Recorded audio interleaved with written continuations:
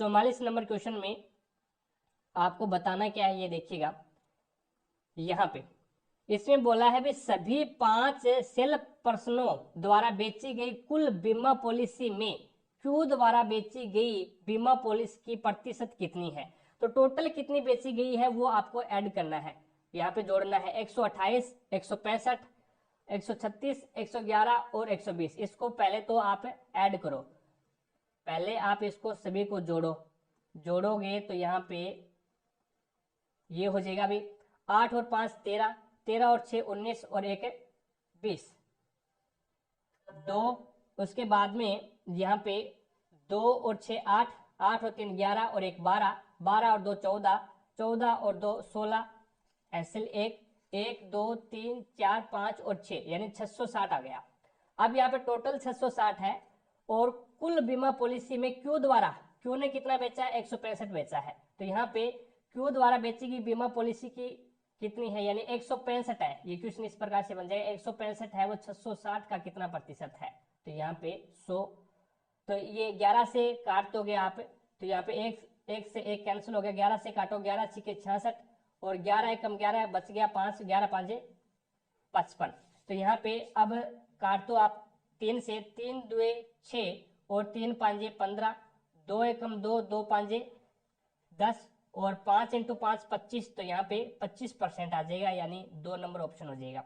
आगे देखो भी, नेक्स्ट आपके सामने है 45 नंबर क्वेश्चन।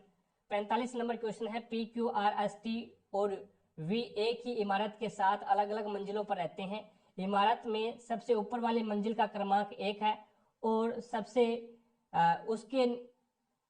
उसके ऊपर वाली मंजिल का क्रमांक, यानी सबसे नीचे वाली मंजिल का क्रमांक 1 है और उसके ऊपर जो मंजिल है उसका क्रमांक 2 है, और इसी तरह सबसे ऊपर वाली मंजिल का क्रमांक है वो 7 है।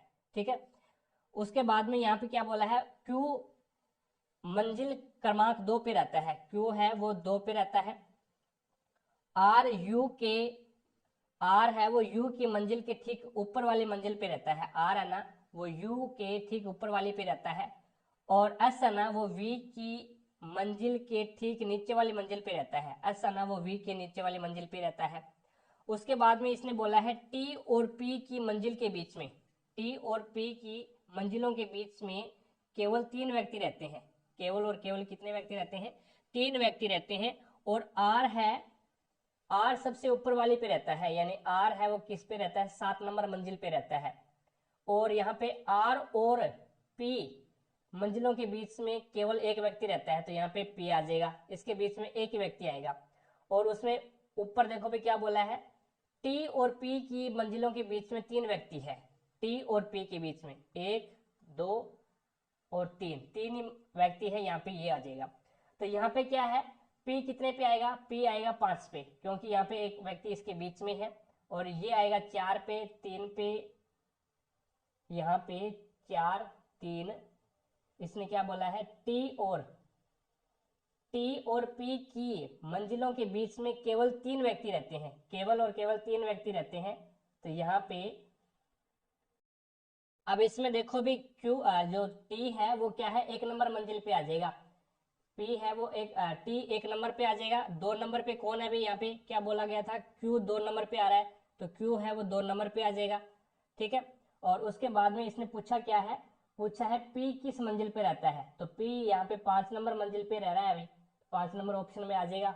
बाकी आपको सेट करने की जरूरत ही नहीं है, अगर आप सेट कर रहे हो तो कोई दिक्कत नहीं है, सेट हो जाएगा ये। ठीक है। लेकिन आपको पूछा यही है, पी किस मंजिल पे आएगा, तो पी हम यहाँ से डिनोट कर सकते हैं, भाई आर और पी की मंजिलों के बीच में एक व्यक्ति रहता है, और आर सबसे ऊपर वाली मंजिल पे रहता है, आर 7 नंबर पे रहता है, और आर और पी के बीच में एक व्यक्ति रहता है, 6 नंबर आ गया, और पी फिर 5 नंबर पे आ जाएगा, कोई दिक्कत ही नहीं है। आगे देखो भी, नेक्स्ट 46 नंबर क्वेश्चन है, 11 21 47 97 और 179 आगे क्या आएगा ये आपको बताना है। अब 11 21 इन दोनों के बीच में आप इसका अंतर निकाल लो, 11 और 21 के बीच में अंतर कितना आ रहा है, 11 और 21 के बीच में अंतर आ रहा है 10 का। और यहाँ पे इसके बीच में अंतर कितना आ रहा है, इसके बीच में अंतर आ रहा है, और ये 7 में से 1 गया 26 का, और यहाँ पे कितने का अंतर आ रहा है, 7 में से 7 गया 0, और 9 में से 4 गया 5, 50 का।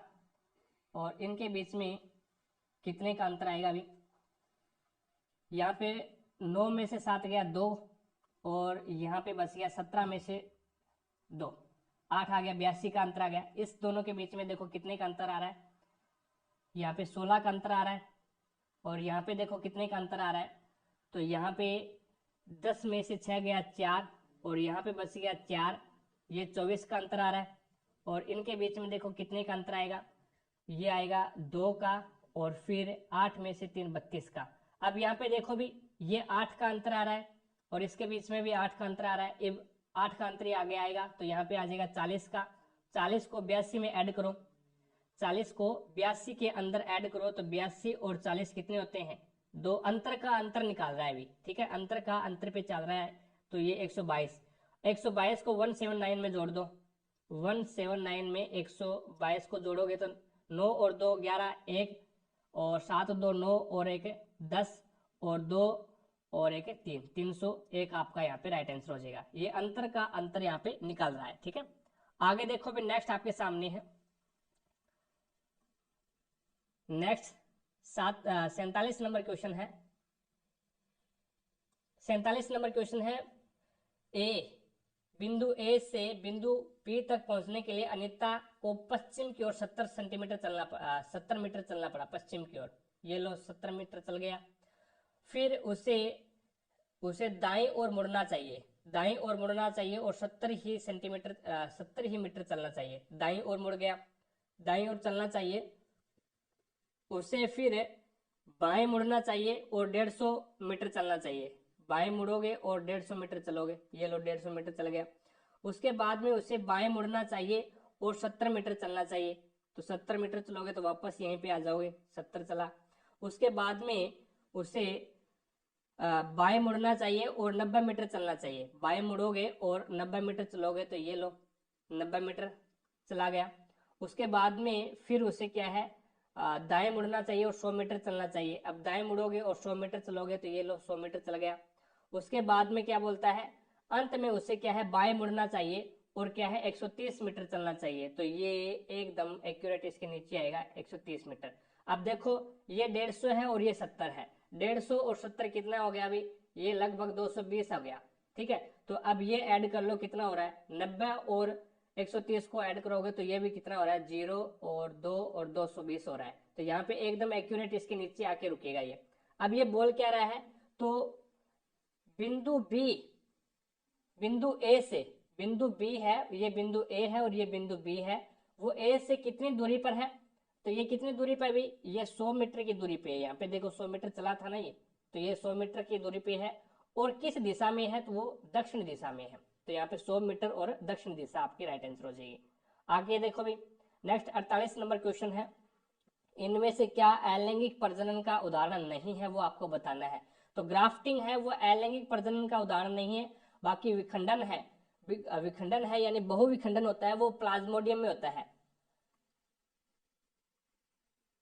प्लाज्मोडियम, प्लाज्मोडियम में बहुविखंडन होता है, ये एक अलैंगिक जनन है। और द्विविखंडन है, ये आपके प्लेनेरिया है, उसमें क्या है द्विविखंडन होता है, ठीक है, प्लेनेरिया में द्विविखंडन होता है। और मुकुलन है, ये हाइड्रा में होता है, मुकुलन है वो हाइड्रा के अंदर होता है। तो ग्राफ्टिंग एक बचा है, ये अलैंगिक जनन नहीं है, बाकी विखंडन, द्विविभाजन और मुकुलन ये क्या है अलैंगिक के प्रकार है। आगे चलते हुए नेक्स्ट देखिएगा 49 नंबर क्वेश्चन है, एक वस्तु को 1920 रुपए में बेचने पर जेम्स द्वारा अर्जित प्रतिशत लाभ उस वस्तु को 1500 रुपए में बेचने पर हुई हानि के बराबर है। यदि यह वह लाभ 10% अर्जित करना चाहता है तो उसे वस्तु को किस विक्रय मूल्य पर बेचना पड़ेगा। अब देखिएगा 1920 रुपए है और ये 1500 रुपए में, दो प्रकार से वस्तुओं को बेच रहा है। 1920 रुपए में बेचा, उससे जो लाभ प्राप्त हुआ, और उस वस्तु को 1500 रुपए में बेचने पर उस वस्तु को जो हानि प्राप्त होती है वो बराबर है। मैंने मान लिया भी यहाँ पे उसको एक हानि हुई तो एक लाभ हुआ, यानी दोनों लाभ और जो हानि है वो दोनों बराबर है, ठीक है भाई। अब टोटल यहाँ पे अगर इसका अंतर निकालेंगे, यानी एक की हानि हो गई और एक का लाभ हो गया, तो टोटल इसका अंतर आ गया वो 2 आ गया, ठीक है। दो अंतर आ गया, लेकिन यहाँ पे ये जो संख्याएं दी गई है, जो विक्रय मूल्य दिया गया है, इसका अंतर कितना हो गया भाई, इसका अंतर आप निकाल लो। यहाँ पे इन दोनों संख्याओं का अंतर आपको निकालना पड़ेगा, तो ये हो जाएगा 420, 420 अंतर आ गया इसका। तो दो बराबर क्या है, 420 है, यानी विक्रय मूल्य का अंतर कितना आ गया, 420 आ गया। तो एक का आपके पास में आ जाएगा 2 एकम 2, और 2 दुए 4, 2 एकम 2, और 210 आ गया। ठीक है, एक की वैल्यू 210 आ गई। यानी अगर आप 210 रुपये इसमें ऐड कर दो हानि वाले में, और लाभ वाले में क्या कर दो, 210 आप घटा दो, तो आपके पास में क्या आ जाएगा, क्रय मूल्य आ जाएगा इसका, इस वस्तु का क्रय मूल्य आ जाएगा। अगर मैं इसमें 210 जोड़ता हूं तो ये 1710 रुपये हो जाते हैं। 1710 रुपये क्या हो जाएगा, इसका क्रय मूल्य आ जाएगा। अगर 1920 रुपये में 210 में घटा दूं तो ये कितना बचेगा, 1710 ही बचेगा। क्रय मूल्य अपने पास में क्या आ गया, 1710 रुपये आ गया। अब 10% लाभ आपको अर्जित करना है, तो 10% यानी 1/10, नीचे वाली वैल्यू 10 है वो क्या दर्शा रही है, क्रय मूल्य को, यानी 10 रुपये क्रय मूल्य है, एक का लाभ हुआ तो 11 इसका विक्रय मूल्य हो गया। तो हमारे अनुसार तो क्रय मूल्य 10 रुपये है, लेकिन हमने अभी निकाला है कितना, 1710 रुपये। तो एक सिपर से एक सिपर कैंसिल, यानी एक की वैल्यू 171 आ गई। तो 11 की वैल्यू, तो 11 को क्या कर दो, 171 से मल्टीपल कर दो। 11 कम 11 1, 11 7 77, 1 78 7, 11 कम 11 और 7 18, यानी 1881 आपका इसमें राइट आंसर हो जाएगा अभी, 1881। आगे चलते हुए नेक्स्ट देखो। नेक्स्ट आपको यहाँ पे रीजनिंग का क्वेश्चन है। अब बताना है यहाँ पे जो सीक्वेंस लग रही है वही सीक्वेंस बताना है, इसमें किस में लगेगी। तो ये 12 15 और 18 आपको दिया गया है। अब देखिएगा 12 15 और 18, अब एक प्रकार से इसमें यही लग रहा है, जैसे देखिएगा 12 15 और 18 ये एक ही जैसे कि इन दोनों के बीच में किसका कितना क्या अंतर है, 3 का अंतर है, इसके बीच में भी 3 का अंतर है, यानी 3 ऐड कर रहा है ये। इसी प्रकार से 45 35 और 25, इन दोनों के बीच में कितने का अंतर है, 10 का अंतर है, और यहाँ पे भी क्या है, 10 का अंतर है। तो ये यहाँ पे 10 माइनस कर रहा है, 10 माइनस कर रहा है, यानी अंतर सेम होना चाहिए। तो इसमें अगर अपन लॉजिक लगा के देखें तो 15 20 और 25, इसमें क्या है 5 ऐड कर रहा है, और इसमें क्या है 5 ऐड कर रहा है, दोनों में क्या है 5 ऐड कर रहा है। लेकिन अगर इसमें लॉजिक लगा के देखें, बाकी किसी में लॉजिक नहीं लग रहा है अभी, बाकी है वो इसमें क्या कर रहा है, 3 माइनस कर रहा है, इसमें क्या है 7 ऐड कर रहा है, तो कभी ऐड कर रहा है कभी माइनस कर रहा है। तो यहाँ पे देखो भी क्या कर रहा है, ये +14 कर दिया इसने और फिर -14 कर दिया, लेकिन इसमें किसी में भी ये सीक्वेंस नहीं लग रही। इसमें क्या है, अगर जोड़ रहा है तो दोनों में जोड़ रहा है, अगर घटा रहा है तो दोनों में घटा रहा है, और सेम संख्या घटा रहा है। और इसमें क्या है +5 और +5 दोनों में ही ऐड कर रहा है, तो यहाँ पे 2 नंबर ऑप्शन आपका राइट आंसर होगा। आगे देखो भी 51 नंबर क्वेश्चन है।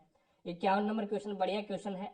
इसको क्या है आपको P/Q के रूप में लिखना है। तो यहाँ पे 0.424 और 2 और 4 के ऊपर क्या है बार है।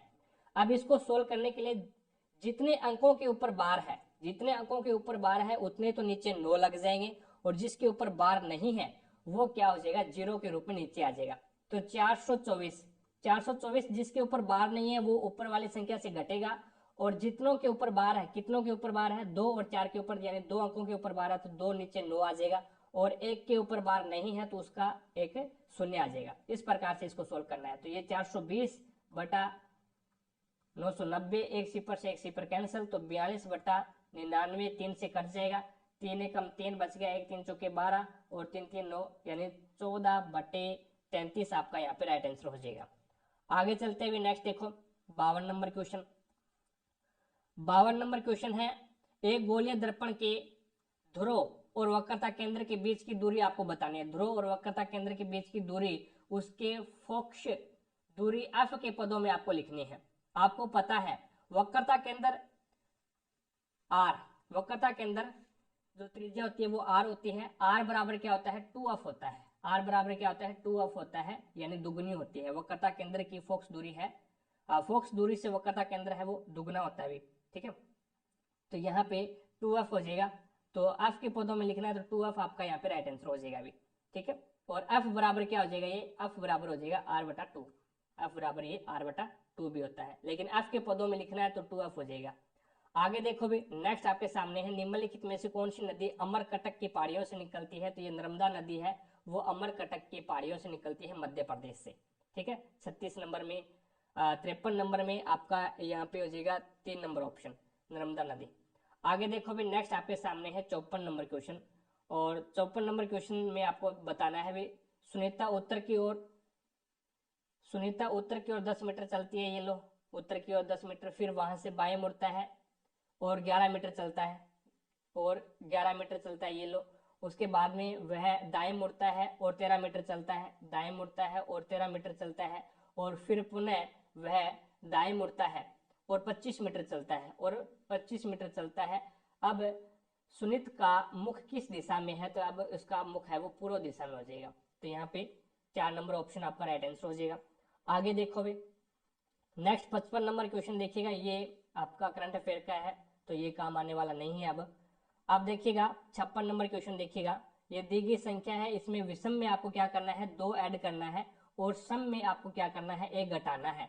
तो यहाँ पे पहले तो ये सिक्वेशन लगाते हैं, विषम में 2 जोड़ना है, 3 और 2 5, 4 में से 1 घटाया 3, और 1 और 2 3, 3 और 2 5, 5 और 2 7, और 2 में से 1 घटाओगे तो 1 आ जाएगा, 7 में से 2 जोड़ोगे तो 9 आ जाएगा, और 8 में 1 घटाओगे तो 7 आ जाएगा। अब ये क्या बोलता है बाएं से तीसरा ये हो जाएगा, और दाएं से तीसरा ये हो जाएगा, और अंकों का योग क्या होगा, तो 3 और 1 क्या हो जाएगा 4, यहाँ पे राइट आंसर हो जाएगा। आगे देखते हैं नेक्स्ट देखिएगा, नेक्स्ट क्वेश्चन आपके सामने है। साथ साथ में क्लास को लाइक करते रहिएगा, जिसने भी क्लास को लाइक नहीं किया है तो एक बार क्लास को लाइक जरूर करें, ये करंट अफेयर का क्वेश्चन है अभी, ठीक है। चलिए नेक्स्ट क्वेश्चन देखो भी, साथ साथ में क्लास को लाइक करें, वीडियो को शेयर करें, और चैनल पर नए हैं तो चैनल को सब्सक्राइब जरूर करें ताकि हमारा भी मोटिवेशन बना रहे। और चैनल पर अगर आप नए हैं तो चैनल को सब्सक्राइब जरूर कर लें, पास में लगे बेल आइकन को जरूर दबा लें, ताकि अपन जैसे ही नेक्स्ट वीडियो लेके आए तो उसका नोटिफिकेशन सबसे पहले आपके पास पहुंचे और आप तुरंत उसका लाभ उठा सको। तो यहाँ पे देखिएगा, अब S T U V W और एक्स ए एक ही इमारत के 6 अलग अलग मंजिल हैं। इसमें से सबसे नीचे वाली मंजिल 1 है, उसके ऊपर 2 नंबर मंजिल है, और सबसे ऊपर वाली मंजिल है वो 6 है। वी सबसे नीचे वाली मंजिल पर रहता है, यानी वी है वो 1 पे रहता है। उसके बाद में एक्स और यू में से प्रत्येक एक सम संख्या पे रहते हैं, इसको एक बार छोड़ दो। उसके बाद में टी है वो यू और डब्ल्यू, टी है ना वो यू और डब्ल्यू के बीच में रहता है, टी है वो यू और डब्ल्यू के बीच में रहता है, भी मध्य वाली मंजिल पे रहता है। डब्ल्यू किस पे रहता है 2 नंबर मंजिल पे रहता है, डब्ल्यू अब 2 नंबर मंजिल पे रहता है, तो टी किस पे रहेगा फिर 3 नंबर पे, और यू किस पे रहेगा यू रहेगा 4 नंबर पे, ठीक है। तो यहाँ पे मंजिल 5 पे कौन रहता है ये बताना है। तो यहाँ पे देखो भी ये इसने पहले बोला था एक्स और यू प्रत्येक एक सम संख्या पे रहते हैं, एक सम क्रमांक वाले मंजिल पे रहते हैं। तो 5 नंबर मंजिल पे तो कौन नहीं आ सकता, यू तो 4 नंबर पे आ गया, एक्स नहीं आ सकता। तो 6 नंबर मंजिल पे कौन आएगा एक्स आएगा। तो 5 नंबर पे एक ही बचा है, कौन सा बच गया, तो वो आपका यहाँ पे बच गया एस। कौन बच गया एस, तो 5 नंबर मंजिल पे आ गया एस, तो यहाँ पे 2 नंबर ऑप्शन आपका राइट आंसर हो जाएगा। आगे देखो अभी नेक्स्ट क्वेश्चन है, यदि 15 मार्च 2022 को मंगलवार है, 15 मार्च 2022 को मंगलवार है, और 15 मार्च 2020 को सप्ताह का कौन सा वार होगा, बैक चलना है। तो अगर मैं 15 मार्च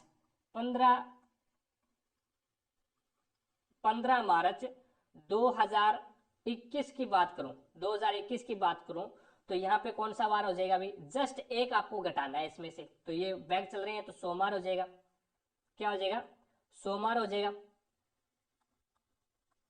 सोमवार हो जाएगा। यानी 15 मार्च 2021 को कौन सा वार हो जाएगा, सोमवार हो जाएगा। अब आपको जाना है 15 मार्च 2020 पे, 2020 पे, और 20 एक क्या लीप वर्ष है, लेकिन यहाँ पे फरवरी काउंट नहीं हो रही, ठीक है, फरवरी काउंट नहीं हो रही है, तो जस्ट एक इसका एक घटा देंगे, जस्ट एक घटा देंगे, तो यहाँ पे क्या आ जाएगा रविवार हो जाएगा। अगर फरवरी काउंट होती तो आपको 2 घटाना पड़ता, लेकिन यहाँ पे फरवरी काउंट नहीं हो रही है लीप वर्ष में, तो आपको एक ही घटाना पड़ेगा, तो रविवार आ जाएगा यहाँ पे, ठीक है। 2021 में आएंगे तो एक घटाएंगे, फिर 21 से 20 में आएंगे तो एक घटाए जाएंगे, और यहाँ पे बैक चल रहे हैं अभी, ठीक है, 22 से 20 पे आ रहे हैं। आगे देखो भी नेक्स्ट आपके सामने है, भारतीय संविधान के किस भाग में केवल एक अनुच्छेद 51A जो नागरिकों के लिए 11 मौलिक कर्तव्यों की संहिता से संबंधित है, तो ये कौन से भाग में है, तो ये 4A में है, भाग 4A में और अनुच्छेद आर्टिकल एक्ट की बात करें तो ये 51A में है। तो यहाँ पे भाग 4A में हो जाएगा। और कब जोड़ा गया था ये 42वां संविधान संशोधन 1976 में ये ऐड किया गया था। ठीक है, तो ये सोवियत संघ से लिए गए हैं। अभी आपसे पूछ ले भी मौलिक कर्तव्य है वो कहाँ से लिए गए हैं, तो ये सोवियत संघ यानी रूस से लिए गए हैं। आगे चलो भी नेक्स्ट 61 नंबर क्वेश्चन देखिएगा। 61 नंबर क्वेश्चन आपके सामने है।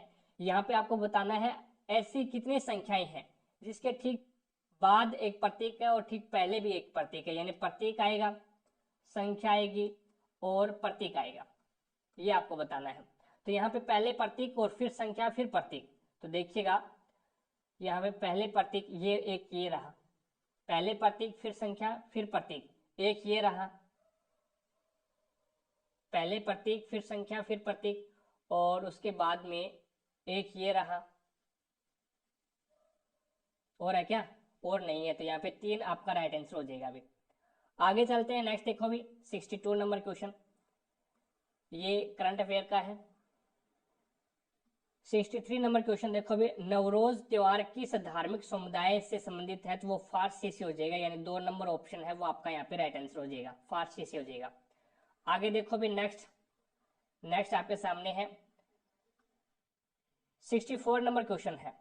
और 64 नंबर क्वेश्चन में आपको बताना है which factors led scientist towards the classification of element, यानी जो वैज्ञानिक है उन वैज्ञानिकों को जो तत्व है एलिमेंट है उसको क्लासिफिकेशन यानी वर्गीकरण करने की जरूरत क्यों पड़ी। तो यहाँ पे जब साइंटिस्ट वैज्ञानिकों ने देखा with different method of scientist of element, यानी जो एलिमेंट है उसको प्राप्त करने की अलग अलग विधियां हैं, जो एलिमेंट है उसको प्राप्त करने की अलग अलग विधियां थी, तो उसने सोचा भी उसको एक ही विधि से प्राप्त नहीं किया जा सकता, तो इसको क्या है अपन वर्गीकरण कर दें एकदम से, ये कोई दिक्कत नहीं है। डिफरेंट सोर्स ऑफ एलिमेंट, और जो एलिमेंट जो तत्व है उनके सोर्स भी क्या है अलग अलग है, उनके सोर्स भी क्या थे अलग अलग खनिज थे, अलग अलग इसके सोर्स थे, तो ये भी एकदम सही हो जाएगा। इस कारण से वैज्ञानिकों ने सोचा भी इसको क्या है वर्गीकरण किया जाए। और डिफरेंट प्रॉपर्टीज ऑफ एलिमेंट, और अलग अलग जो तत्व थे उसकी अलग अलग प्रॉपर्टीज थी, अलग अलग गुण थे, इस कारण क्या है जो वैज्ञानिक थे उन्होंने उनको क्या है तत्वों को वर्गीकरण करने की सोची। तो यहाँ पे तीनों ही सही हो जाएंगे, यानी उनके सोर्स भी अलग थे, उसकी प्रॉपर्टीज भी अलग थी, और उसको जो प्राप्त करने की विधियां हैं वो भी क्या है अलग अलग थी। तो यहाँ पे 3 नंबर ऑप्शन हो जाएगा। आगे देखो भी नेक्स्ट, ये भी करंट अफेयर का है। नेक्स्ट देखिएगा आगे 66 नंबर क्वेश्चन है। और 66 नंबर क्वेश्चन ये बोलता है विद्विज पलक रवनीत सेजल और तपन एक वर्ताकार मेज पे बैठे हैं। भी टोटल कैंडिडेट कितने हैं 1 2 3 4 और 5, तो ये लोग कुर्सियां बना लेते हैं इसकी 5। इसने क्या बोला है मेज के केंद्र की ओर मुंह करके बैठे हैं। रवनीत और तपन, रवनीत और तपन, तपन और रवनीत के बीच में पी पलक बैठी है। ठीक है, तपन सेजल के दाएं और दूसरे स्थान पर है, तपन है ना ये सेजल के दाएं और दूसरे स्थान पर है। सेजल को मैं यहाँ पे उठा दूं तो इसका दायां ये होगा, इसका दायां ये होगा, दायां दूसरे स्थान पर टी तपन बैठा है, कोई दिक्कत नहीं है। रवनीत और दविज के बीच में सेजल है, रवनीत ये रवनीत आ रहा और डी से दविज, इन दोनों के बीच में एस से सेजल आगे बीच में। तपन के बाईं ओर, तपन ये रहा और इसके बाईं ओर कौन बैठा है बगल में, तो ये दविज बैठा है, तो दविज आपका यहाँ पे राइट आंसर हो जाएगा। आगे देखो भी नेक्स्ट 64 नंबर क्वेश्चन आपके सामने है कार्बन के इलेक्ट्रॉनिक विन्यास में शामिल कोषों की कुल संख्या कितनी है। कार्बन कितने नंबर पे आता है, कार्बन 6 नंबर पे आता है। ठीक है, कार्बन 6 नंबर पे आता है। अगर अपन इलेक्ट्रॉनिक विन्यास पढ़े तो पहले कोष में कितने इलेक्ट्रॉन आ जाएंगे 2, यानी 1s2 होता है, भी 1s2 होता है तो पहले में 2 आ जाएंगे, कोई दिक्कत नहीं है। और उसके बाद में अब इलेक्ट्रॉन बचे कितने हैं 4 बचे हैं, तो दूसरे कोष में कितने इलेक्ट्रॉन आ सकते हैं 8 आ सकते हैं, तो इसमें क्या आ जाएंगे 4 आ जाएंगे। तो कुल कोषों की संख्या बतानी है, विन्यास में शामिल कुल कोष कितने हैं, तो पहला कोष और दो ही कोष अपने को मिले हैं, 2 ही कोष प्राप्त हुए हैं, तो यहाँ पे 2 आ जाएगा। यानी पहले कोष में अपन ने 2 इलेक्ट्रॉन भर दिए और दूसरे कोष में 4 इलेक्ट्रॉन भर दिए, टोटल कितने इलेक्ट्रॉन होते हैं 6 इलेक्ट्रॉन होते हैं इसमें। ठीक है, तो यहाँ पे 2 कोष आ जाएंगे।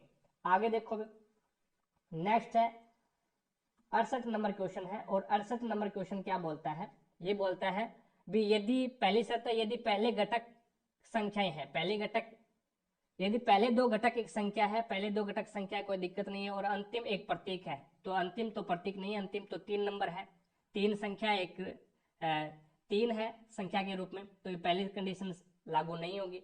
दूसरी कंडीशन देखो, यदि दूसरा घटक एक प्रतीक है, दूसरा घटक एक क्या है, प्रतीक है, तो ये भी लागू नहीं हो रहा क्योंकि दूसरा एक संख्या है 9 के रूप में। और तीसरा देखो भी, यदि प्रश्न में कोई ऐसी संख्या है जिसके ठीक पहले एक अभाज्य संख्या है, तो यहाँ पे 7 एक अभाज्य संख्या है, तो प्रश्न में आने वाली पहली और अंतिम संख्या के कुट को आपस में बदल देना है, 7 और 3 को आपस में बदल देना है भी, तो यहाँ पे 3 का आ जाएगा जे, और 9 का आ जाएगा एल, और उसके बाद में एंड का यहाँ पे आ जाएगा एफ, और उसके बाद में 8 का क्या आएगा भी, 8 का आएगा पी, और उसके बाद में प्रतिशत का आ जाएगा ए, और उसके बाद में हैज का आ जाएगा एच, और 7 का क्या आ जाएगा, 7 का आ जाएगा डी। तो ये आपका यहाँ पे आंसर हो जाएगा। तो ये देख लो किस में आ रहा है, J L F P A D S, तो 2 नंबर ऑप्शन आपका राइट आंसर हो जाएगा। आगे देखो भी, अब यहाँ पे एक गोलीय दर्पण के फोकस और वक्रता केंद्र के बीच की दूरी, अब वक्रता केंद्र के पदों में आपको लिखनी है, वक्रता केंद्र के पदों में लिखनी है। तो यहाँ पे वक्रता केंद्र, गोलीय दर्पण के फोकस और वक्रता केंद्र के बीच की दूरी बतानी है। यहाँ पे ये एक गोलीय दर्पण है, ये मुख्य एक्स है, यहाँ पे ये तो क्या हो गया, इसका फोकस हो गया, और ये यहाँ पे क्या हो गया, ये इसकी वक्रता केंद्र सी हो गया। एक प्रकार से इस गोलीय दर्पण का ही क्या है, सेंटर बिंदु है, ठीक है, केंद्र बिंदु हो जाएगा। तो यहाँ पे इसने बोला है भी गोलीय दर्पण के फोकस, ये फोकस है, और वक्रता केंद्र के बीच ये दूरी और ये दूरी दोनों बराबर होती है भी, ठीक है। तो यहाँ पे ये टोटल दूरी है वो कितनी है, टोटल दूरी है वो एक वर्त की त्रिज्या है, और जिसे आर से डिनोट करते हैं आर। तो यहाँ पे ये दूरी बतानी है कितनी है, ये टोटल दूरी आर है, और ये दूरी बतानी है कितनी है, तो ये हो जाएगा आर बटा 2। तो यहाँ पे 1 नंबर ऑप्शन आपका राइट आंसर हो जाएगा। आगे चलते हैं भी, नेक्स्ट देखो, नेक्स्ट 70 नंबर क्वेश्चन है आपके सामने, ये है 29 अगस्त को भारत हेवी इलेक्ट्रिकल्स लिमिटेड को वाणिज्य और उद्योग मंत्रालय के तहत सार्वजनिक क्षेत्र में हेवी इलेक्ट्रिकल्स लिमिटेड के रूप में पंजीकृत किया गया था। तो वो 1956 में किया गया था। 29 अगस्त 1956 में भारत को एक हेवी इलेक्ट्रिकल लिमिटेड वाणिज्य और उद्योग मंत्रालय के तहत सार्वजनिक क्षेत्र में हेवी इलेक्ट्रिकल्स लिमिटेड के रूप में पंजीकृत किया गया था। तो 29 अगस्त 1956 में किया गया था। आगे देखो भी, नेक्स्ट आपके सामने ये है। अब यहाँ पे ये क्या बोल रहा है, भी यहाँ पे ये बोल रहा है भी पोटैटो, यहाँ पे इसमें बोला गया है भी जो आप ब्लैक, ब्लू ब्लैक यानी नीले काले रंग में परिवर्तित होता है, तो आलू का रस बताना है भी क्या है, यानी आलू में क्या है आप आयोडीन मिला रहे हैं, आलू में क्या है आप आयोडीन मिला रहे हैं, तो वो क्या है जो इसमें जो नीले और काले रंग में परिवर्तित हो जाता है उसका जो रस है, तो आलू में क्या होता है भी, तो आलू में आलू में स्टार्च होता है भी, आलू में क्या होता है, स्टार्च, आलू में स्टार्च होता है, जो आयोडीन मिलाने पर क्या हो जाता है, नीले काले रंग में परिवर्तित हो जाता है, आलू के रस में स्टार्च होता है। तो यहाँ पे इसने बोला है भी आलू के रस में, आलू के रस में स्टार्च होता है जो आयोडीन मिलाने पर क्या हो जाता है, नीला काला हो जाता है। तो ये सही हो जाएगा इसमें, आलू के रस में स्टार्च होता है जो उसको आयोडीन मिलाएंगे तो वो क्या हो जाएगा, नीले काले रंग में चेंज हो जाएगा। आगे देखो भी 72 नंबर क्वेश्चन है, कोई भी अभिक्रिया जो अविलेय अवक्षेप में अविलेय अवक्षेप उत्पन्न करती है तो उसे क्या कहा जाता है। तो कोई भी अभिक्रिया है जो अविलेय अवक्षेप उत्पन्न करती है तो उसे अपन क्या बोलेंगे, उसे अवक्षेपण अभिक्रिया बोलेंगे। क्या बोलेंगे, अवक्षेपण अभिक्रिया, यानी 1 नंबर ऑप्शन आपका राइट आंसर हो जाएगा। आगे देखो भी, नेक्स्ट है 73 नंबर क्वेश्चन है, इसमें बोला गया है भी पिछले वर्ष रंजन की मासिक आय 34,500 था और इस वर्ष इसकी मासिक आय है वो 38,640 है। तो पिछले वर्ष के मासिक वेतन की तुलना में इस वर्ष रंजन के मासिक वेतन में कितने की वृद्धि हुई है। तो देख लो कितने की वृद्धि हुई है, यहाँ पे 34 और 38 यानी 4,000 की तो डायरेक्ट हो गई, और उसके बाद में 4,140 रुपए की वृद्धि हो गई है। कितने पे हुई है, तो ये 34,500 पे हुई है। 34,500 पे, तो इंटू लगा दो 100। तो यहाँ पे 2 से तो 2 कैंसिल कर देंगे। अब देखो 8 से अगर मैं मल्टीपल करूं, 8 से तो मल्टीपल नहीं हो रहा, तो यहाँ पे आप 4140 को क्या करोगे, 345 से भाग दे दो, तो 345 एकम 345, 14 में से 5 जाएगा तो बच गया 9। यहाँ पे इधर से ऐसे 10, 10 में से 4 गया 6 और 9। अब देखो भी 345 को 2 से मल्टीपल करोगे तो ये कितना आ जाएगा, 5 2 10, 2 चौके 8 और 1 9, 2 3 6, 690 पूरा भाग गया। तो 12% की वृद्धि हो जाएगी भी, ठीक है, 12% की वृद्धि आपका राइट आंसर होगा। आगे देखो भी नेक्स्ट, ये बढ़िया क्वेश्चन है, 74 नंबर क्वेश्चन देखिएगा। 36 संख्याओं का माध्य 42 पाया गया। 36 संख्याएं हैं, उसका माध्य 42 पाया गया। बाद में यह पता चला कि एक संख्या 47 थी, उसको चूकवश 41 पढ़ा गया। तो दी गई संख्याओं का सही माध्य ज्ञात कीजिए। अब एक इसकी दो तरीके हैं। एक तो आप क्या करोगे, माध्य पाया गया, या फिर आप औसत भी बोल सकते हो इसका। तो 36 संख्याओं का औसत 42 है, या फिर 36 संख्याओं का माध्य 42 है, तो 36 इंटू 42 करोगे तो आपका क्या आ जाएगा, टोटल आ जाएगा। और उसमें क्या कर दोगे आप, यानी 47 पढ़ना था और 41 पढ़ा गया, कितना कम पढ़ा गया, 6 कम पढ़ा गया, तो वो 6 आप उसमें जोड़ दोगे और फिर 36 का भाग दे दोगे, तो आपका आंसर निकल के आ जाएगा। दूसरी कंडीशन इसकी ये होती है, अभी 47 है, 47 पढ़ना था, 41 पढ़ा गया, यानी कितना कम पढ़ा गया है, 6 कम पढ़ा गया है। अब ये 6 है ना, ये 6 टोटल संख्या कितनी है, 36 है, तो ये 6 पूरी संख्याओं में डिवाइड होगा, यानी इस 36 संख्याओं में डिवाइड होगा 6। तो ये 6 को मैं 36 में डिवाइड करूं तो 36 का भाग दे दूंगा, तो 1/6 आ जाएगा। अब ये 1/6 है, 1/6, 1 में 6 का भाग दे दो, 6 का भाग दोगे तो पॉइंट लग गया, पॉइंट लगने के बाद में शून्य आ गई, 6 एकम 6, कितना बच गया, 4 बच गया। अब यहाँ पे सॉरी सही है, 4 बच गया। अब यहाँ पे फिर शून्य लग गया, 6 6 के 36, तो यहाँ पे फिर कितना बचेगा, 4 बचेगा। तो इस प्रकार से ये चलता जाएगा। अब ये जो आया ना, ये मान 0.16 आया है, ये डायरेक्ट किसमें जोड़ दो, आप माध्य में जोड़ सकते हैं, तो ये 42.16 आ जाएगा। 42.16 के समथिंग लगभग यहाँ पे आ जाएगा, 42.17 या फिर 42.16। तो यहाँ पे एक नंबर ऑप्शन है वो आपका राइट आंसर होगा। एक कंडीशन ये, पहली कंडीशन ये थी भी 36 को 42 से गुणा करोगे तो यहाँ पे योग आ जाएगा, इसका टोटल योग आ जाएगा, उसमें क्या है आप 6 ऐड कर दोगे उस योग में, और फिर क्या है दोबारा से 36 का भाग दे दोगे तो 42.16 या 42.17 आ जाएगा, ठीक है। आगे देखो भी नेक्स्ट आपके सामने है 75 नंबर क्वेश्चन। 75 नंबर क्वेश्चन में आपको बताना है भी कौन सा युग्म सुमेलित नहीं है, राज्य प्रमुख भाषा है, तो मेघालय की भाषा खासी है, एकदम सही है। आंध्र प्रदेश की भाषा तेलुगु है, एकदम सही है। मणिपुर की भाषा मतई है, ये भी एकदम सही है। तो केरल की भाषा है वो कन्नड़ नहीं है, ये सही नहीं है भी, ठीक है, ये सही सुमेलित नहीं है, तो 3 नंबर ऑप्शन आपका राइट आंसर होगा। आगे चलते हैं, भी नेक्स्ट देखिएगा।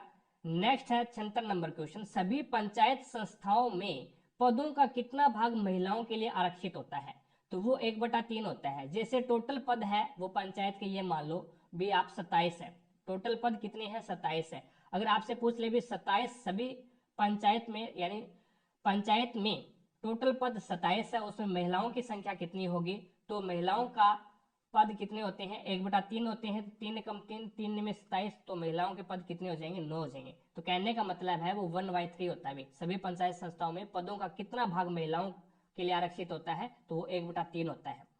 आगे चलते हैं, भी नेक्स्ट देखो।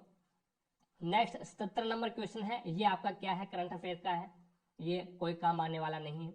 अब देखो भी आपको दिया गया है 7 मीटर त्रिज्या और 20 मीटर ऊंचाई वाली एक बेलनाकार टंकी में पानी भरे, पानी की मात्रा ज्ञात कीजिए, यह ज्ञात कीजिए कि टंकी पूर्ण भरी हुई है। अब आपको आयतन ज्ञात करना है, किसका, तो एक बेलन का आयतन होता है πr² होता है। तो 22/7 इंटू आर कितना है, 7 है, इंटू 7 है, इंटू ऊंचाई कितनी है, 20 मीटर है। तो यहाँ से 7 से 7 कैंसिल हो गया, और 22 7 154 होते हैं, और 20 से डिवाइड करोगे तो 0, 2 चौके 8, 2 5 10, 1 2 एकम 2 और 3, यानी 3080 मीटर क्यूब आ जाएगा। 3080 मीटर क्यूब आपका यहाँ पे राइट आंसर होगा। आगे देखो भी नेक्स्ट आपके सामने है 79 नंबर क्वेश्चन है। दिए किसी दिए गए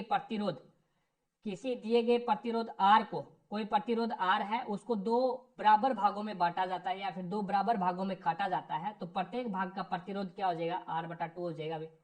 यानी प्रतिरोध R है, इस R को क्या कर दिया, दो बराबर भागों में हमने काट दिया, तो प्रत्येक का प्रतिरोध क्या हो जाएगा, R/2 हो जाएगा। आगे चलते हैं अभी नेक्स्ट, देखो ये नेक्स्ट 80 नंबर क्वेश्चन है आपके सामने, बढ़िया वाला क्वेश्चन है। और इस बढ़िया वाले क्वेश्चन में आपको यहाँ पे निशान भी लगाने हैं। पहले आयत है वो विद्यार्थियों को दर्शाता है, ये क्या है, आयत विद्यार्थियों को, ये किसको दर्शा रहा है, ये विद्यार्थियों को दर्शा रहा है, ठीक है।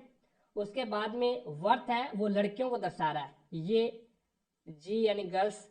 और उसके बाद में अंडाकार आकृति संकाय को दर्शा रहा है, ये संकाय, ये संकाय को दर्शा रहा है। और उसके बाद में त्रिभुजा, त्रिभुज है वो खेल को निरूपित कर रहा है, ये त्रिभुज है ना, ये खेल को निरूपित करता है। तो यहाँ पे आपको बताना है संबंधित व्यक्तियों की संख्या दर्शाती है, तो यहाँ पे ये बताना है। और वे कितनी लड़की विद्यार्थियों ने कला संकाय का चयन किया, कितनी लड़की विद्यार्थियों ने कला संकाय का चयन किया और वे खेल कूद में भाग नहीं लेती, वे खेल कूद में भाग नहीं लेना चाहिए, त्रिभुज वाले में नहीं आना चाहिए। तो गर्ल्स वाला ये सर्कल है, और ये कितने हैं, जिसने कला संकाय, विद्यार्थी भी होना चाहिए और कला संकाय है, तो ये कितना है, 211 ही है। टोटल कितने हैं, 211 है। और जो क्या है, खेल में भाग नहीं लेते। और ऐसे कितने विद्यार्थी हैं जो खेल कूद में भाग लेते हैं किंतु वे लड़कियां नहीं है, तो यानी अब की बार सर्कल में नहीं आना चाहिए, और उन्होंने कला संकाय का चयन किया है, सर्कल वाले में नहीं आना चाहिए, बाकी में कॉमन होना चाहिए। तो 178 बाकी में कॉमन है, तो 178 आ जाएगा। तो यहाँ पे क्या आ जाएगा, 211 और 178 आपका यहाँ पे राइट आंसर हो जाएगा। आगे देखो अभी नेक्स्ट आपका यहाँ पे क्वेश्चन है ये, इसमें बोला गया है अपार्टमेंट परिसरों ने सूखे कचरे और गीले कचरे को अलग न करने वाले निवासियों पर भारी जुर्माना लगाने का निर्णय लिया है। अपार्टमेंट परिसरों ने सूखे कचरे और गीले कचरे को अलग न करने वाले निवासियों को क्या है, भारी जुर्माना लगाने का यहाँ पे प्रयास किया गया है। और इसमें तर्क है, सरकार ने सभी मकान मालिकों के लिए गीले कचरे और सूखे कचरे का अलग अलग करना अनिवार्य कर दिया है, अनिवार्य किया है, तभी तो जाकर के वो क्या है, जुर्माना लगा रहे हैं। अभी अगर नहीं करेंगे तो जुर्माना लगाएंगे, तो इसीलिए वो अनिवार्य किया गया है, ये तर्क है वो सही है। अगला क्या है, कचरा पृथक्करण को सुगम बनाने के लिए सभी अपार्टमेंटों में सूखे कचरे और गीले कचरे के लिए अलग अलग कूड़ेदान उपलब्ध करवाए हैं, ये भी सही है, तभी तो वो क्या है, जुर्माना लगा रहे हैं, ठीक है। यानी अलग अलग करने का अनिवार्य कर दिया तो वो जुर्माना लगा रहे हैं, और अलग अलग कचरे के लिए अलग अलग यहाँ पे कूड़ेदान दिए हैं, तभी वो जुर्माना लगा रहे हैं। तो दोनों क्या है, सही हो जाएंगे, दोनों तर्क फर्स्ट और सेकंड दोनों समर्थन करते हैं। आगे देखो भी नेक्स्ट आपके सामने है, नेक्स्ट है सरल करना है, इसको सरल करना है। तो यहाँ पे क्या है, 3 के स्क्वायर में 6 लिख सकता हूँ, कोई दिक्कत नहीं है, प्लस 2 के स्क्वायर में क्या लिख सकता हूँ, 6 लिख सकता हूँ, 2 के स्क्वायर में 6 लिख सकता हूँ।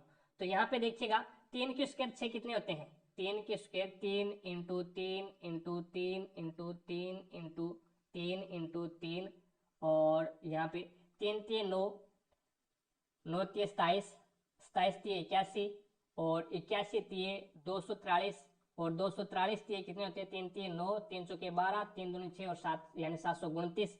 अब 2 की पावर 6 करेंगे तो 2 2 4, 4 2 8, 8 2 16, 16 2 32, 32 2 64।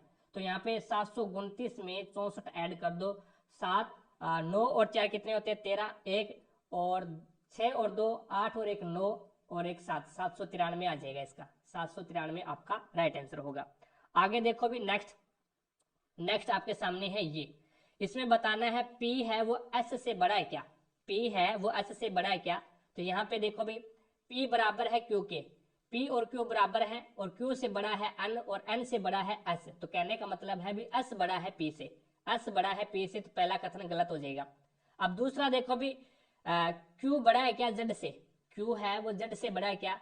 तो Q और P दोनों बराबर है, P से बड़ा है Y, Y से बड़ा है R और R से बड़ा है Z। तो यहाँ पे Z बड़ा है किससे, Q से, तो ये बोल रहा है अभी क्यू बड़ा होना चाहिए, यहाँ पे बोल रहा है जेड बड़ा है, तो ये भी गलत हो जाएगा। तो न तो निष्कर्ष फर्स्ट और न ही निष्कर्ष सेकंड, तो यहाँ पे 3 नंबर ऑप्शन आपका राइट आंसर होगा। आगे देखो भी नेक्स्ट क्वेश्चन आपके सामने है, 84 नंबर क्वेश्चन है। अब यहाँ पे आपको बताना है, देखो सभी फोन, सारे के सारे एफ फोन हो गया, सारे के सारे फोन है वो क्या है, टेबलेट है। सभी फोन है वो क्या है, टेबलेट है। तो ये लो, एफ से फोन, टी से टेबलेट, एफ से फोन, टी से टेबलेट। कोई भी टेबलेट कैलकुलेटर नहीं है, कोई भी टेबलेट है वो कैलकुलेटर नहीं है, तो कैलकुलेटर वाला अलग ही बनेगा भाई। ये लो, कैलकुलेटर वाला है वो टेबलेट में नहीं जा सकता। सभी ड्राइव है वो कैलकुलेटर है, सारे के सारे ड्राइव, सारे के सारे ड्राइव है वो किस में आ जाएंगे, कैलकुलेटर वाले में आ जाएंगे। अब यहाँ पे देखो भी कुछ पेन, निष्कर्ष क्या है, कुछ ड्राइव फोन है, कुछ ड्राइव फोन है क्या, यानी कैलकुलेटर वाला है वो टैबलेट में नहीं जा सकता, तो ड्राइव वाला है वो किस में नहीं जा सकता, फोन में नहीं जा सकता। तो पहला कथन गलत हो गया, कुछ ड्राइव फोन है तो नहीं हो सकते। कुछ कैलकुलेटर फोन है क्या, कुछ कैलकुलेटर है वो फोन है क्या, नहीं हो सकते, क्योंकि कैलकुलेटर वाला है वो टेबलेट वाले को काट नहीं सकता, तो यहाँ पे ये भी गलत हो गया। कोई टेबलेट ड्राइव नहीं है, कोई भी टेबलेट है वो ड्राइव नहीं है, ये एकदम बिल्कुल सही है। तो 3 नंबर है वो आपका यहाँ पे सही हो जाएगा, 3 नंबर है वो आपका यहाँ पे राइट आंसर हो जाएगा। ठीक है, आगे देखो भी गणितीय संक्रियाएं लगानी है इसमें आपको। ठीक है, तो इसमें बताना है भी कौन सी संक्रियाएं सही है। तो ये अपन ये वाला पोर्शन ही उठा के देख लेते हैं। पहले भाग का निशान है, तो भाग 4 से भाग किया तो 4 5 20 5 आ गया। उसके बाद में आपको गुणा का निशान है, तो 5 और 6 30, तो यहाँ पे 30 आ गया, 5 6 के 30 हो गया। उसके बाद में देखो भी प्लस का निशान है, 30 और 2 कितने हो गए, 32 हो गए, तो ये यहाँ पे 32 आ गया अपने पास में। अब आगे क्या है, बराबर का निशान है, तो यहाँ पे बराबर हो गया, और 14 और 18 कितने होते हैं, 32 होते हैं, तो 32 बराबर 32 हो गए, तो ये आपका 3 नंबर ऑप्शन राइट हो जाएगा। आगे देखो भी 86 नंबर क्वेश्चन पे चलते हैं।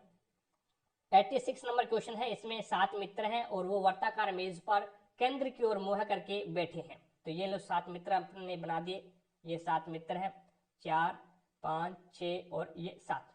ठीक है, अब यहाँ पे देखो कि ये क्या बोल रहा है, Q और S के बीच में केवल R बैठा है, Q और S के बीच में केवल और केवल R बैठा है।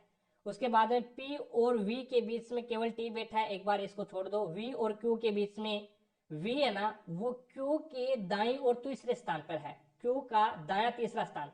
तो Q का दाया तो ये वाला स्थान हो जाएगा, पहला दूसरा और तीसरा, यहाँ पे क्या आ जाएगा आपका V आ जाएगा। फिर Q के दाईं और तीसरे स्थान पर कौन बैठा है, V बैठा है। अब वापस पहले वाले पे आ जाओ, P और V के बीच में केवल एक व्यक्ति बैठा है, P और V के बीच में केवल T बैठा है, तो यहाँ पे P और V के बीच में एक बैठा है, तो ये T बैठा दिया।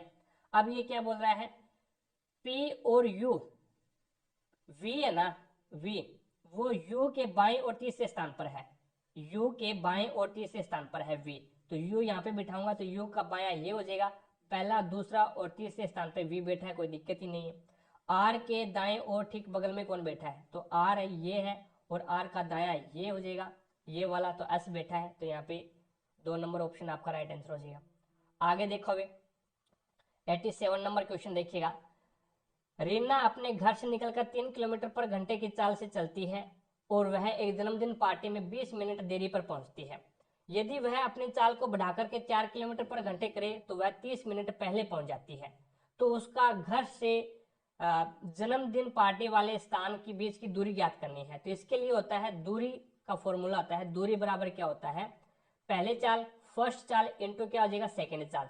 ठीक है, और अपॉन में क्या आ जाएगा, चाल का अंतर, दोनों चालों का अंतर, इंटू क्या आ जाएगा, समय का अंतर, इंटू समय का अंतर, और उसको घंटे में बनाने के लिए क्या करेंगे, 60 से डिवाइड करेंगे। तो यहाँ पे पहले चाल आ जाएगी 3 इंटू दूसरी चाल आ जाएगी 4, और दोनों चालों का अंतर आपके पास में आ जाएगा 1, और यहाँ पे ये क्या बोल रहा है, ये 30 मिनट पहले पहुंचता है और ये 30 मिनट बाद में पहुंचता है, तो दोनों का अंतर क्या हो जाएगा, 30 और 20, ये 30 मिनट पहले पहुंचता है और वो 20 मिनट देरी से पहुंचता है, तो दोनों का अंतर कितना आ गया, 50, और इसको घंटे में बनाएंगे तो 60 आ जाएगा।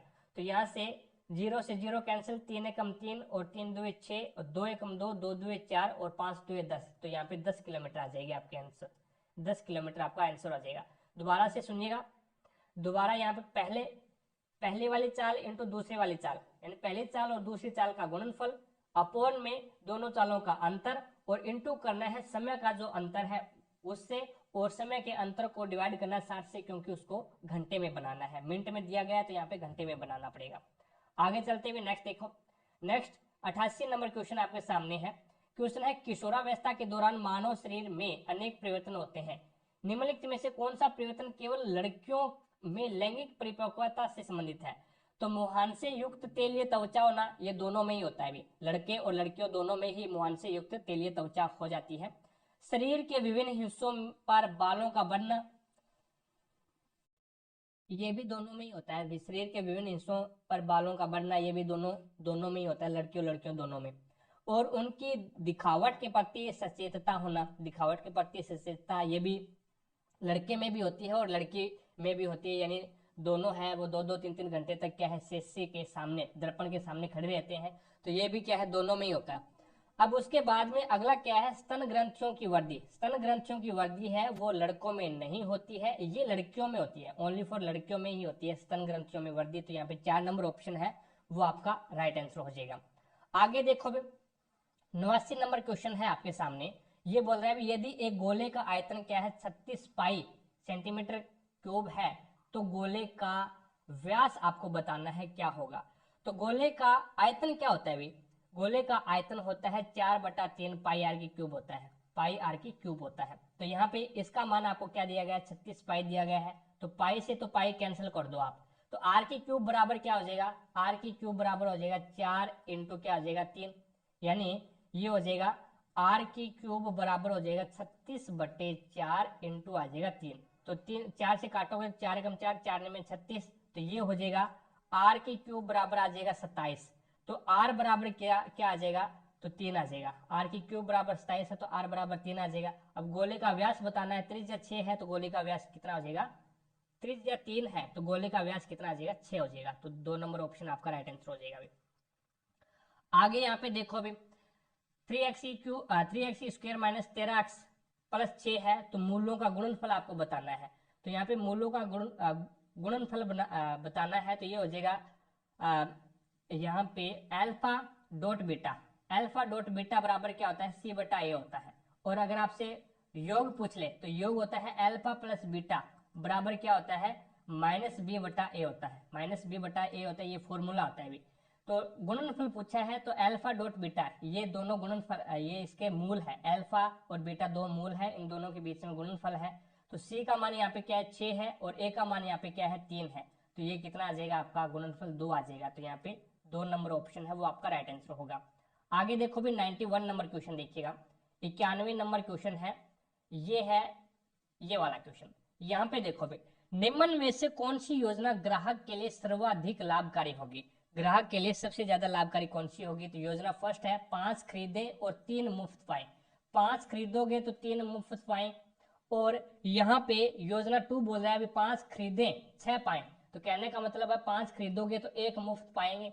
और तीसरी योजना ये बोल रहा है 10% और 5% की 2 क्रमिक छूट दी जाती है, तो ये भी आपको इसमें बताना है। अब इसमें देखिएगा यहाँ पे 5 वस्तुएं खरीदता है, अगर मैं मान लूँ भी इस ये 50 रुपये और ये 30 रुपये, ये 50 रुपये और ये 10 रुपये, यानी 50 रुपये में खरीदा और 30 का उसको बोनस मिल गया, तो उसके पैसे कितने लगे हुए, 20 रुपये लगे। यहाँ पे 50 रुपये में कोई वस्तु खरीदी और 10 रुपये उसको बोनस मिला, तो पैसे कितने लग गए, यहाँ पे 40 रुपये लग गए उसके। अब क्रमिक 10% की छूट है तो 1/10 लिखूंगा, 5% की छूट है तो इसको क्या लिखूंगा, 5 और 2×5 = 100, तो यहाँ पे 1/20 लिखूंगा, यानी 10% की छूट देता है। 10%, 10 में खरीदा और 1 की छूट दी तो 9 में, और 20 में खरीदा और 1 की छूट दे दी, तो यहाँ पे ये कितने का आ गया, तो ये आ गया 19 में। तो अब यहाँ पे देख लो भी ये 200 रुपये है, और ये और 9 निम 81, 8 और 9 एकम 9 और 8 होते हैं 17, यानी 200 रुपये में खरीदा, और 200 रुपये में खरीदने के बाद में 171 रुपये, यहाँ पे इसके बीच में इसका अंतर देख लो भाई कितने का यहाँ पे छूट देता है वो। तो एक 200 में से 171 निकालोगे बाहर, तो 10 में से 1 गया 9, यहाँ पे बच गया 9 2, यानी उसने क्या है 29 रुपए की छूट दे दी, उसने क्या है 29 रुपए की छूट दे दी। तो यहाँ पे उसको छूट कितने की मिली, 50, यहाँ पे 30 की छूट मिली, यहाँ पे छूट मिली 10 की, और यहाँ पे 29 रुपए की छूट मिली। तो सबसे ज्यादा बेहतरीन जो है वो ग्राहक के लिए ये वाला फॉर्मूला रहेगा। यानी यहाँ पे 30 रुपए की छूट मिल रही है, यहाँ पे कितने की मिल रही है, 10 की मिल रही है, और यहाँ पे 29 रुपए की छूट मिल रही है। तो इसका मतलब है वो यहाँ पे योजना फर्स्ट है वो ग्राहक के लिए एकदम बेस्ट है। ठीक है, आगे चलते हैं 92 नंबर क्वेश्चन पे। 92 नंबर क्वेश्चन है वो ये है, ये बोला है भी निम्न में से किस तत्वों के आणविक रूप से परमाणुओं की संख्या अधिकतम होगी, परमाणुओं की संख्या अधिकतम होगी, यानी बाहरी जो कक्षक है उसमें इलेक्ट्रॉनों की संख्या पूछी है, बाहरी कक्षक में इलेक्ट्रॉनों की संख्या कितनी है, तो ये यहाँ पे इसमें पूछा गया है। तो यहाँ पे जो नियोन है वो कितने पे आता है, 10 पे आता है, आर्गन है वो कितने पे आता है, 18 पे आता है, और ये जो सल्फर है और sodium, magnesium, aluminium, phosphorus, phosphorus और सल्फर, फास्फोरस आ जाएगा यहाँ पे 11, 12, 13 और 14 पे, और ये आ जाएगा 15 पे। ठीक है भाई, यानी यहाँ पे फास्फोरस आएगा 15 पे। ठीक है, फास्फोरस है वो 15 पे आ जाएगा, और ये सल्फर है वो 16 पे आ जाएगा। अब देखो, अब यहाँ पे इसका दोनों का, इसमें तो कोई इलेक्ट्रॉन बार होंगे ही नहीं, क्योंकि ये अक्रिय गैस से होती है, और अक्रिय गैस से है वो उनका अष्टक पूरा होता है भी, यानी इसमें पहले कक्षक में 2 इलेक्ट्रॉन आ जाएंगे, दूसरे कक्षक में 8 आ जाएंगे, तो ये तो पूरा ही है, कोई सिंगल इलेक्ट्रॉन बचे ही नहीं। अब इसमें देखो भी, इसमें होता है 1s2, 2s2, यानी और 2p6, 2p6 कितने आ गए, 10 आ गए, और बच गया कितना, बच गया यहाँ पे 5 इलेक्ट्रॉन बच गया, लास्ट में 5 इलेक्ट्रॉन सिंगल के रूप में बचे हैं। और ये जो सल्फर है इसमें क्या बच गया, 1s2, यानी पहले कक्षक में 2 आएंगे, दूसरे कक्षक में कितने आएंगे, 8 आएंगे, इस प्रकार से समझो। टोटल कितने हो गए, 10 हो गए, लास्ट वाले में सिंगल कितना बच गया, 8। ये अष्टक पूर्ण नहीं हुआ, यानी ये सिंगल, इसमें 6 इलेक्ट्रॉन बचे हैं, अगर इसके पास 2 और होते तो ये इसका जो ये कक्षक है वो कंप्लीट हो जाता। ठीक है, तो यहाँ पे इसमें क्या है, फास्फोरस वाले में पहले में 2 आएंगे, दूसरे में कितने आएंगे, दूसरे में 8 आएंगे, कितने हो गए, 10 हो गए, और तीसरे में कितने आएंगे, 5 आएंगे, तो इसका भी अष्टक पूर्ण नहीं है। तो इसमें क्या पूछा है, आणविक रूप से परमाणुओं की संख्या, जो एकल इलेक्ट्रॉनों की संख्या है वो अधिकतम किसमें है, तो अधिकतम तो इसमें है, इसमें अधिकतम इलेक्ट्रॉन है। आर्गन है वो 18 पे आता है, ये देख लो, आर्गन में पहले में 2 आ गया, दूसरे में कितने आएंगे, 8 आएंगे, और तीसरे में फिर कितने आ जाएंगे, 8 आएंगे, तो इसका अष्टक पूरा है, इसमें कोई भी मुक्त इलेक्ट्रॉन नहीं है। ठीक है, सिंगल इलेक्ट्रॉन नहीं है आर्गन में, तो यहाँ पे सल्फर इसमें राइट आंसर हो जाएगा। 93 नंबर क्वेश्चन देखो अभी, 93 नंबर क्वेश्चन है, मर्दा अपरदन, मर्दा अपरदन पर्यावरण के मुख्य खतरों में से एक है, निम्न में से कौन सा मर्दा अपरदन को रोकने में सहायक करता है, तो यहाँ पे अत्यधिक खेती करने से मर्दा का अपरदन होता है, सिंचाई के घटिया तरीके अपनाने से भी मर्दा का अपरदन होगा, मवेशी चारण करने से भी मर्दा का अपरदन होगा, तो समोच्च रेखीय जुताई करेंगे तभी जाकर के मर्दा का अपरदन रुक सकता है। आगे देखो भी 94 नंबर क्वेश्चन है। अब इसमें 94 नंबर क्वेश्चन में ये है भी, formations of urine in the kidneys involve the give 3 process in which of the flowing sequence.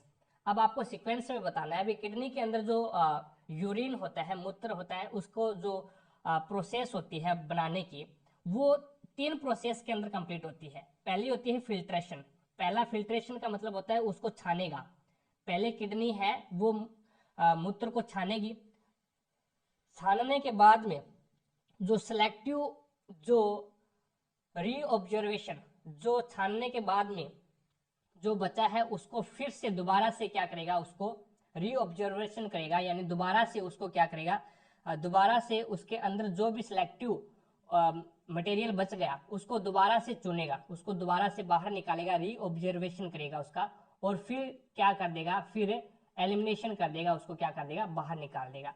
फिर एलिमिनेशन, पहले फिल्ट्रेशन, फिर सिलेक्टिव ऑर्गन्स, सिलेक्टिव रीऑब्जर्वेशन करेगा, और फिर क्या करेगा, एलिमिनेशन करेगा, उसको बाहर निकाल देगा।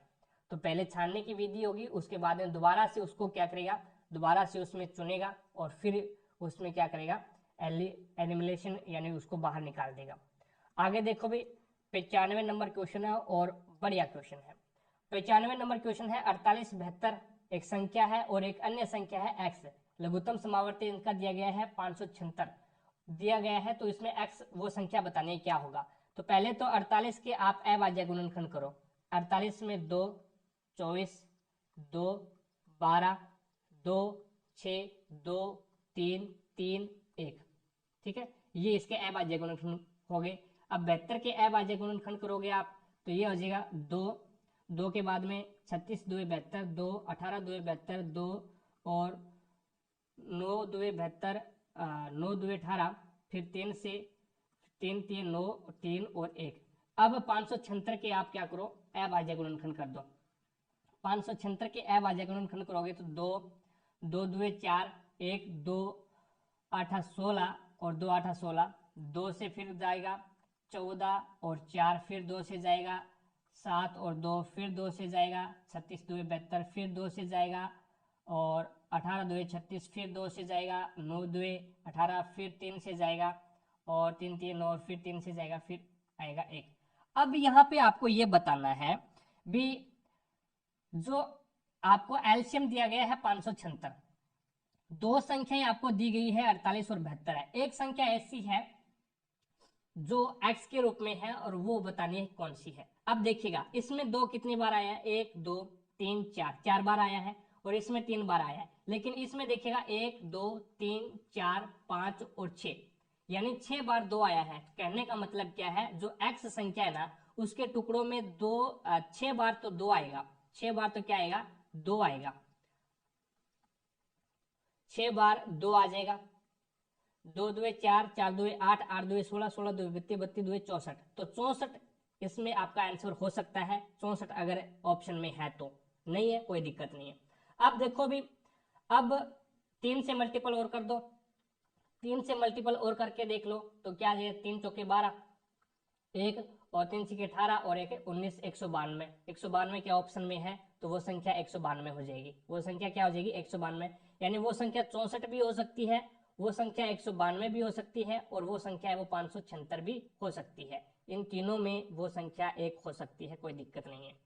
तो यहाँ से ये आपको क्वेश्चन समझ में आ गया होगा भाई, ठीक है। और तीनों है वो एक साथ नहीं दी गई होगी, एक ही संख्या दी गई होगी। आगे चलते हुए नेक्स्ट देखो, नेक्स्ट आपके सामने आता है निम्नलिखित में से, निम्नलिखित में से किस, निम्नलिखित में से किस वर्ष भारत में भारतीय संग्रहालय अधिनियम पारित किया गया था। तो 1910 में भारतीय संग्रहालय अधिनियम है वो पारित किया गया था। आगे देखो भी, नेक्स्ट आपके सामने है 97 नंबर क्वेश्चन है, प्रसिद्ध हाजी अली दरगाह है इनमें से किस शहर में है। तो हाजी अली दरगाह है वो बंबई में है। प्रसिद्ध हाजी अली दरगाह कहाँ पे है तो ये बंबई में हो जाएगा। आगे देखो भी, नेक्स्ट नेक्स्ट आपके सामने है ये वाला क्वेश्चन है और इस वाले क्वेश्चन को अपन चुटकियों में हल कर देंगे। देखो यहाँ पे एक के बाद में पॉइंट है, यहाँ पे एक के बाद में पॉइंट है और यहाँ पे 4 के बाद में पॉइंट है। तो टोटल पॉइंट है वो कितने अंकों के बाद में, तो 6 अंकों के बाद में पॉइंट है, ठीक है। तो यहाँ पे देखो भी 4 के बाद में पॉइंट आ गया, 2 के बाद में पॉइंट आ गया और 3 के बाद में पॉइंट आ गया। तो ये 4 2 6 और 6 और 3 9, 9 के बाद में पॉइंट है तो ये ऑप्शन नहीं होगा। अगला देखो भी, ये 4 के बाद में पॉइंट है, ये 2 के बाद में पॉइंट है और ये 2 के बाद में पॉइंट है। 4 2 6 और 2 8, ये भी नहीं होगा। टोटल संख्या के बीच में 9 के बाद में पॉइंट आना चाहिए। यहाँ पे देखो 3 के बाद में पॉइंट है, इसमें कोई पॉइंट है नहीं और इसमें देखो भी 3 के बाद में पॉइंट है। 3 और 3 6 के बाद में पॉइंट आ रहा है, कोई दिक्कत नहीं है, ये संख्या हो सकती है। आगे देखो भी 2 के बाद में पॉइंट, 1 के बाद में पॉइंट और क्या है 3 के बाद 2 के बाद में पॉइंट, 2 और 2 4 और 1 5 के बाद में पॉइंट है तो ये भी नहीं होगा। तो 3 नंबर ऑप्शन आपका राइट आंसर होगा। आगे देखो, आगे क्या बोल रहे हैं, किस जीवाणु की उपस्थिति जल प्रदूषक का एक सूचक है। जल प्रदूषक का एक सूचक है। अगर जल के अंदर ई कोलाई कोलीफॉर्म जीवाणु है, ई कोलाई कोलीफॉर्म अगर जल के अंदर जीवाणु है तो वो जल है वो प्रदूषण की सूचक में आ जाएगा। यानी कोई भी जल है उस जल के अंदर ई कोलाई कोलीफॉर्म जीवाणु है तो वो जल है वो प्रदूषण माना जाएगा। आगे देखो भी, नेक्स्ट आपके सामने है ये वाला पोर्शन और इस पोर्शन में आपको बताना है 3a minus 4b minus 2ca square. यहाँ पे ये फॉर्मूला होता है इसका, यानी ये होता है a प्लस बी प्लस सी। इसकी अगर मैं स्क्वायर कर दूं तो ये फॉर्मूला हो जाएगा a की स्क्वायर प्लस बी की स्क्वायर प्लस सी की square plus 2ab 2ab plus 2bc और प्लस 2ac, ये फॉर्मूला आता है इसका। तो इसके रूप में बनाएंगे तो ये हो जाएगा 9a की स्क्वायर प्लस में 4 चौके 16b की स्क्वायर और प्लस में 2 2 4c की स्क्वायर। अब प्लस आएगा या फिर माइनस आएगा, तो यहाँ पे देखिएगा b क्या है, माइनस में है, तो माइनस आएगा। 3 चौके 12 और 12 2 24, 24 ए बी आ जाएगा। और अब भी क्या आएगा, माइनस प्लस, माइनस और माइनस प्लस हो जाएगा, अब प्लस आ जाएगा। प्लस 4 2 8 और 8 2 16, 16 BC आ जाएगा। और फिर क्या आएगा, माइनस आएगा, क्योंकि प्लस और माइनस माइनस होते हैं। 3 2 6 और 6 2 8, 3 2 6 और 6 2 12, 12 AC। तो यहाँ पे देख लो ये किस में आ रहा है, वही आपका आंसर हो जाएगा। तो ये हो जाएगा 1 नंबर ऑप्शन में। तो फर्स्ट नंबर ऑप्शन